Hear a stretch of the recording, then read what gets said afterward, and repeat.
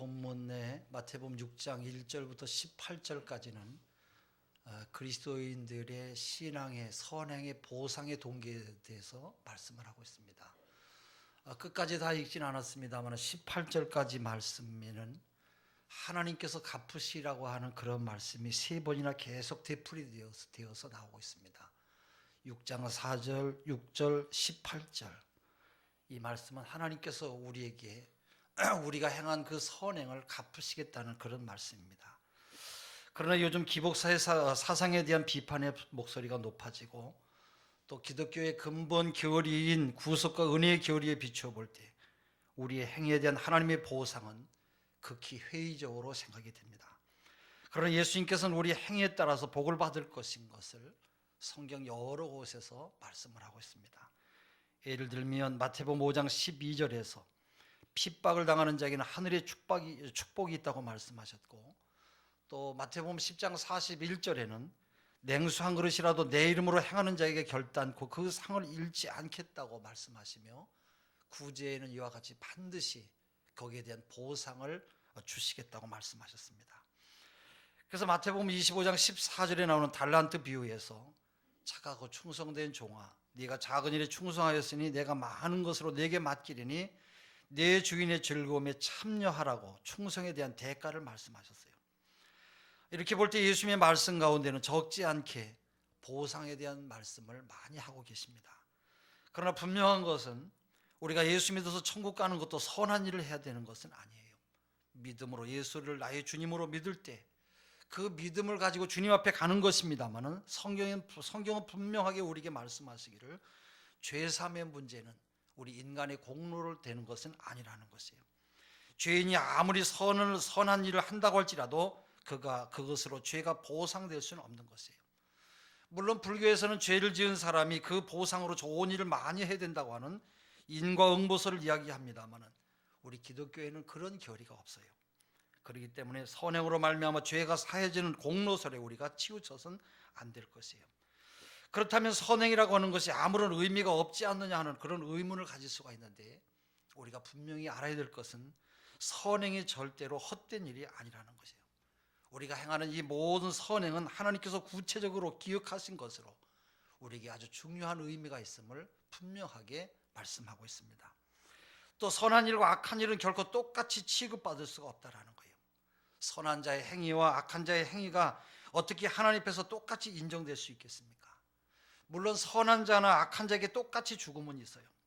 그렇다고 해서 선행이 무슨 의미가 있겠느냐고 감히 주장할 수가 있겠느냐, 그런 말이에요. 오늘 본문에서 선악간에는 반드시 구별이 있다고 말씀하고 있어요. 예수를 믿지 않는 사람들은 우리가 잘 아는 대로 살인과 간음과 도둑질과 거짓말 등등 이런 죄를 수없이 많이 짓습니다만, 우리 믿는 사람들에게는 믿는 사람만이 갖기 쉬운 그런 죄가 별도로 있어요. 그 하나가 바로 뭐냐고 하면 원망하는 원망죄예요. 믿지 않는 사람들은 하나님이 없기 때문에 원망할 수가 없습니다만, 믿는 사람들은 하나님의 존재를 믿기 때문에 원망하고, 하나님이 내게 상을 주시지 않았다고 하는 것 때문에 원망을 하는 것이에요. 그렇기 때문에 특별히 우리는 원망죄에 빠지지 아니하도록 조심해야 돼요. 이스라엘 백성들이 애굽에서 나와서 광야 생활하는 동안 하나님 앞에 가장 큰 죄를 지은 것이 바로 이런 원망죄였어요. 이것 때문에 결국 그들은 가나안 땅에 들어가지를 못했어요. 우리는 어떠한 경우에도 나에게 주어진 환경에 대해서 하나님을 원망하는 일이 있어서는 아니 될 것이에요. 그 다음에 또 하나는 교만죄예요. 믿는 사람들은 특별히 신앙적인 그런 교만을 갖기가 쉬워요. 마귀가 특별히 이야기를 하죠. 너가 이 교회에서 제일 잘 믿는다. 또 하나님께서 내 기도를 누구의 기도보다 잘 들으신다. 이렇게 우리의 마음속에 속삭이게 되는 것이에요. 이러한 마귀의 속삭임에 빠져서 우리는 나 자신을 잃어버리고 교만에 빠져서 허덕이는 경우가 많이 있어요. 어거스틴과 그의 제자의 유명한 예화가 있는데, 제자들이 선생님께 물었어요. 선생님, 우리 기독교인의 가장 귀한 덕목은 무엇입니까? 겸손이다. 그러면 둘째로 그러면 귀한 덕목이 무엇입니까? 그것도 겸손이다. 어거스틴은 기독교인의 가장 큰 덕이 바로 첫째도 둘째도 겸손이라고 말했어요.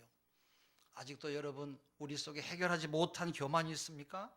그것은 한 계단만 우리가 간단하게 내렸으면 그것은 다 여러분 해결될 수 있어요.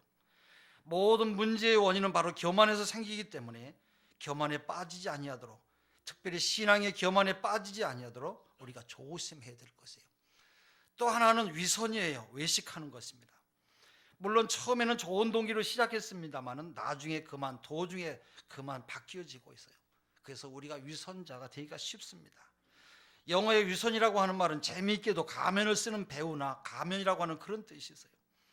배우들은 재주가 아주 좋아서 바로 슬퍼도 슬프지 않고 잘 웃고 또 기뻐도 기쁘지 않고 아주 잘 웃습니다마는, 만약에 신앙생활이 배우여 선행의 배우라고 한다면 여러분 얼마나 기가 막힌 이야기겠어요. 다시 말하면 사람에게 보이기 위해서 위선적으로 하는 행위는 옳은 것이 아니다, 그런 말이에요. 그래서 본문에서 계속적으로 말씀하는 것은 사람에게 보이려고 하지 말고 외식하는 자가 되지 말라고 그렇게 말씀하고 있어요. 언제나 우리는 하나님 앞에 서 있는 자세로 행동해야 될 것이에요.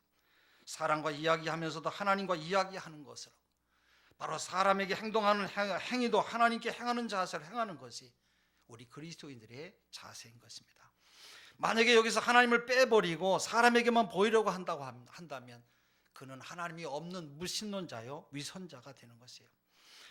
이제 보상의 문제에 대해서 말씀을 생각해 보겠어요. 두 가지를 말씀하고 있는데 그 하나가 이러한 보상은 물질적인 것이 아니라는 거예요. 구약에서는 물질적인 보상에 대해서 몇 군데 말씀하고 있어요. 욥기서에 보면 욥이 고난을 당하고 어려움을 당할 때 그의 친구들이 찾아와서 말을 해요. 욥기서 4장 7절에 보면 생각해봐라. 죄 없이 망한 자가 누구인가? 정직한 자의 끊어짐이 어디 있는가 하면서 욥을 괴롭히고 있어요, 친구들이. 이것은 여러분 하나님의 말씀이 아니에요. 얼핏 보기에는 죄 없이 망한 자가 어디 있느냐고 할 때에 진리처럼 들립니다만 바른 말이지만 이것은 시험인 것을 알아야 돼요. 죄 없이 망하는 사람들도 있어요. 죄 없이도 고통당하는 사람이 얼마든지 있어요. 그렇기 때문에 죄 없이 망하는 자가 어디 있느냐 하는 것은 바로 시험이라는 것이에요. 또 욥기서 8장 6절에 또 청결하고 정직하면 정녕 너를 돌아보시고 네 의로운 집으로 형통하게 하실 것이라 그랬어요. 욥의 친구들의 그 권면을 하고 있는데 이것도 역시 욥에게는 권면이 아니라 욥을 괴롭히는 그런 말들인 것이에요. 물질적인 축복에 대해서 가장 중요한 말씀은 시편 37편 25절에 있는 말씀으로, 내가 어려서부터 늙기까지 의인이 버림을 당하거나 그 자손이 걸식함을 보지 못하였도다, 그렇게 말하고 있어요. 이것은 시편 기자의 신앙 고백으로 의롭게 살면 그 자자손손이 잘 된다는 것이에요. 아무튼 구약 성경에는 물질적인 보상에 대한 말씀이 더러 나와요. 그러나 마태복음에 나오는 본문의 내용은 물질적이거나 현세적인 것이 아니에요.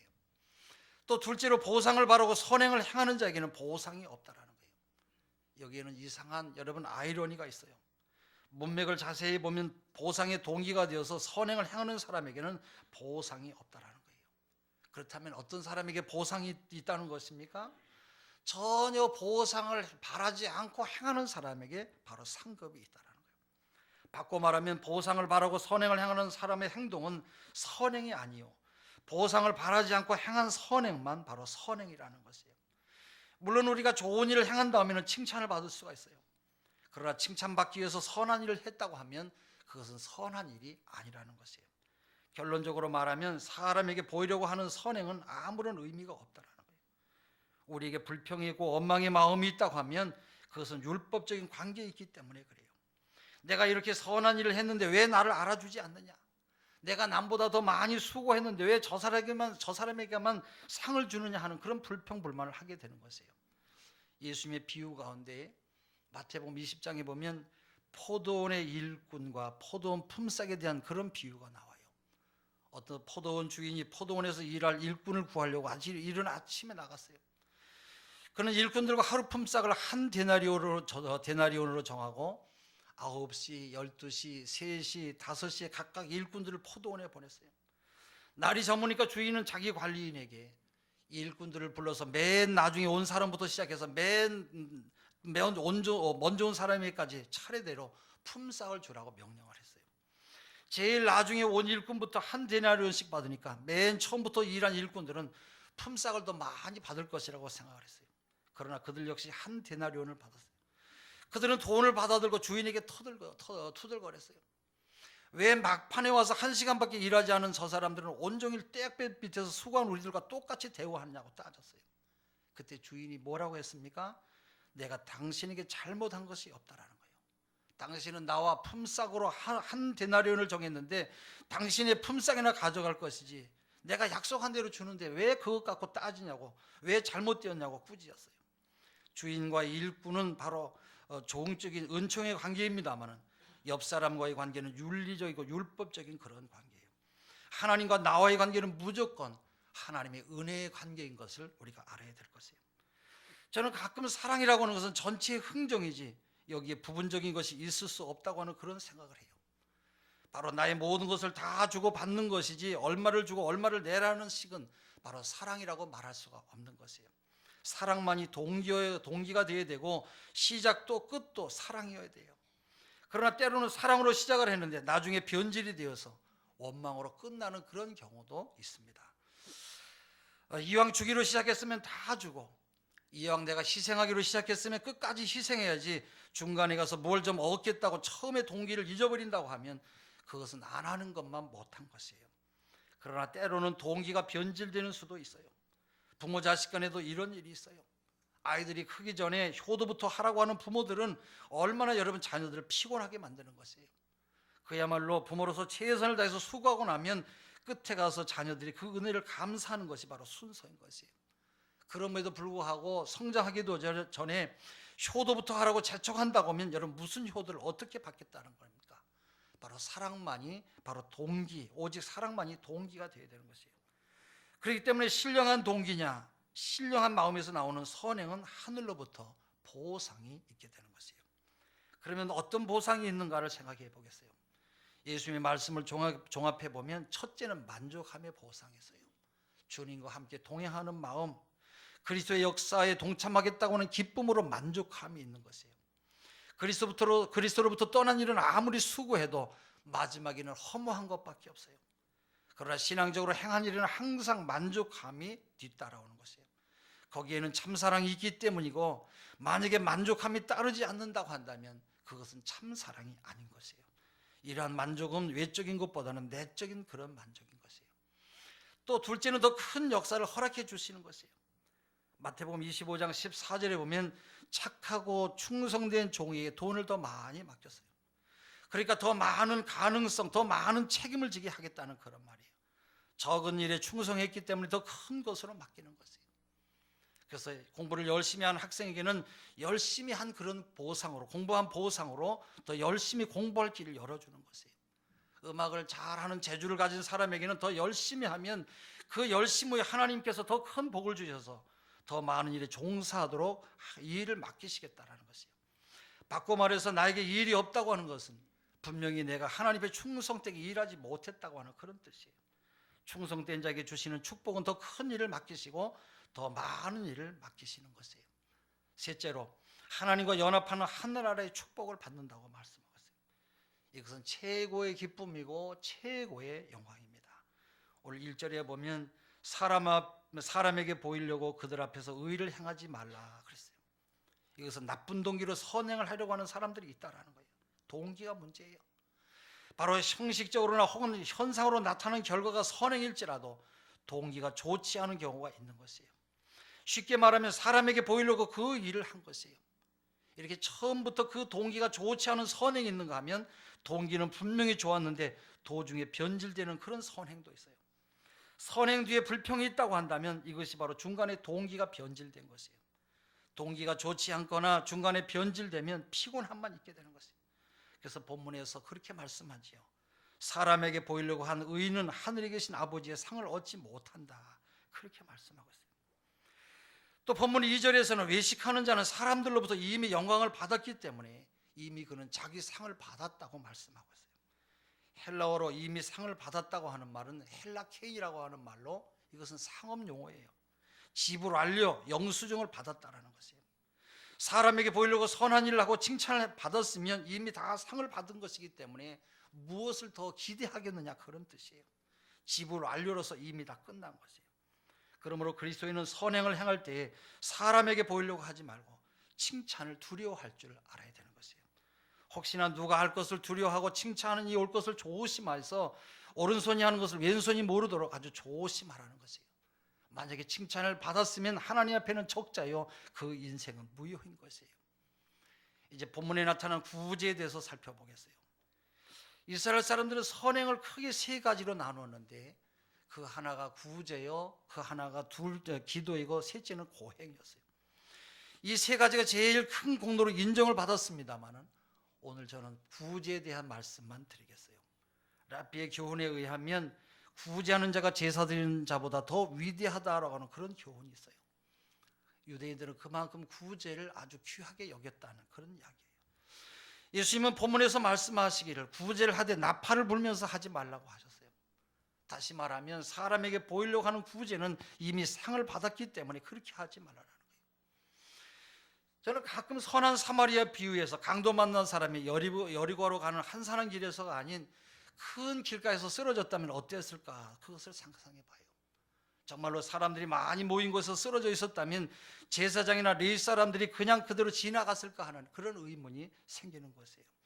아마도 사람이 보지 않았기 때문에 그냥 지나친 것이지 구경꾼이 많았다면 아마 보란 듯이 잘 간호하고 보살펴 주었을 거라고 하는 그런 생각이 들어요.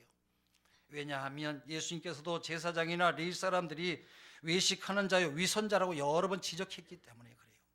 오늘 본문 3절 4절에는 이렇게 말씀하고 있어요. 우리 같이 한번 읽어보겠습니다. 3절 4절입니다. 시작.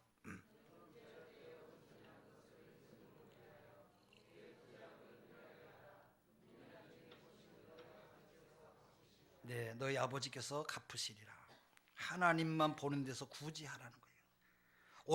오른손이 하는 일을 어찌 왼손이 모르겠어요. 그 정도로 아무도 모르게 은밀한 중에 굳이 하라는 것이에요. 랍비의 교훈 중에 아주 재미있는 설화가 있어요. 어떤 랍비는 구제할 때 뒤로 돌아서서 주었대요. 왜냐하면 누구로부터 받았는가 하는 것을 모르게 하기 위해서라는 거예요. 내가 누구를 구제했다는 것을 알면 벌써 마음이 달라지고 순수하게 구제하는 마음에 티가 생기기 때문에 그렇게 했다라는 거예요. 또 한 가지는 구제할 때 받는 사람이 부끄러움이 없게 하기 위해서요라고 하는 그런 귀한 뜻이 있었어요. 남으로부터 구제받는다고 할 때 여러분 얼마나 부끄럽겠어요. 구제받는 사람의 입장까지 생각하면서 주었다고 하는 놀라운 지혜가 그들에게는 있었어요. 사실 내가 구제한 사람을 알고 나면 먼 훗날에도 어떤 방법이라든지 바로 구제에 대한 보상을 생각하는 것이 바로 인간인 것이에요. 예를 들면 내가 구제받은 일이 있는 어느 사람이 내 말을 들어주지 않는다든지 나를 섭섭하게 한다고 하면 바로 내가 너를 도와줬는데 어떻게 그럴 수가 있느냐 하는 그런 마음이 생기는 것이에요. 그렇기 때문에 누구를 구제했는지 모르게 하기 위해서 뒤로 구제했다고 하는 일리가 있는 이야기가 있어요. 이것은 납비들이 구제할 때 순수한 동기로 순수한 결과로 열매를 맺도록 했다는 그런 이야기예요. 또 성경에서 알 수 있는 것은 옛날에 구제할 때 거리에서 나팔을 불면서 구제한 사람들이 더러 있었다라는 거예요. 그렇게 하면 여러분 예수님 말씀대로 그것은 무효인 것이에요. 내가 너에게 이만큼 준다고 소문내는 것은 정말로 생각해야 될 그런 문제인 것이에요. 또 하나의 구제 방법으로 전해지는 것은 구제할 때 나를 위해서 기도해 주십시오. 내가 너를 구제하니까 너는 나를 축복하라고 하는 그런 주문을 했다라는 거예요. 돈을 얼마나 주면서 그랬는지는 모르겠습니다만 이 모든 것들이 바로 예수님의 마음에 거슬리는 그런 일들인 것이에요. 그래서 나팔을 불면서 구제하지 말라고 은밀한 구제를 교훈하셨어요. 구제할 때 정말 하나님만 보시도록 오른손이 하는 일을 왼손이 모르도록 해야만 하나님께서 그 구제를 기억하시고 갚으시는 것이에요. 도움을 받는 자의 입장도 생각해 주는 그런 구제는 바로 차원이 있는 그런 구제인 것이에요. 그래서 제 생각으로는 구제할 때 그냥 주는 것보다는 상대방이 선물로 받을 수 있도록 배려해서 주는 일이 필요하다고 하는 그런 생각이 들어요. 여러분 받는 자의 입장이 얼마나 어렵겠어요. 옛날에 중국에 파송된 미국 선교사가 전도를 하고 돌아오는 길에 홍수를 만나서 물에 빠졌다고 그래요. 중국은 대륙이기 때문에 홍수가 자주 일어나는데 마침 그것을 지나가던 중국인이 물에 떠내려가는 선교사를 건져줬어요. 선교사는 목숨을 건져준 은인에게 너무 고마워서 이름을 알려주면 내가 일생 동안 잊지 않냐고 갚겠다고 말을 했어요. 중국 사람은 그렇게 말했다고 그래요. 성경에 선한 사마리아 사람이 있습니까? 선한 사마리아 사람이 없습니다. 그리고 떠났다는 거예요.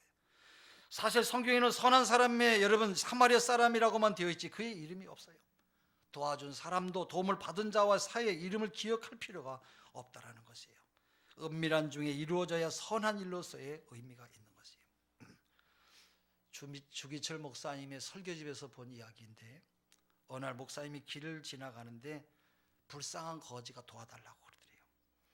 목사님이 주머니를 뒤져서 보니까 10전짜리는 없고 1원짜리가 딱 한 장이 있더라는 거예요. 지금 말로 말하면 목사님이 1000원짜리 환산하면 1000원을 주고 싶은데 10,000원짜리 한 장이 있었다는 거예요. 그래서 몇 번 뒤적뒤적거리 만지다가 아무래도 10,000원은 너무 많은 것 같아서 에이 모르겠다 그리고 지나쳐서 갔대요. 집에 가서도 마음이 편하지 않아서 10,000원이라도 줘야 될 텐데 하고 후회를 했습니다만은 이미 지나간 일이었어요. 다음날 목사님이 목욕하러 갔다가 목욕을 하고 나오니까 목사님의 지갑이 없어졌더래요. 목사님이 속으로 생각을 했어요. 그래 잘 가져갔다 그렇게 생각했대요. 여러분 기회라고 하는 것은 늘 있는 것이 아니에요. 내 앞에 주어진 기회를 미루지 말고 외식하는 사람이 아닌 하나님만 보시는 구제에 기꺼이 응답하는 우리들이 되어야 할 줄로 믿습니다. 구제의 동기에는 몇 가지가 있는데요. 꼭 해야 된다고 하는 그런 의무감이 있어야 구제할 수 있어요. 해도 되고 안 해도 된다고 하는 그런 생각에는 구제가 되질 않아요. 구제는 반드시 해야 되는 것이에요.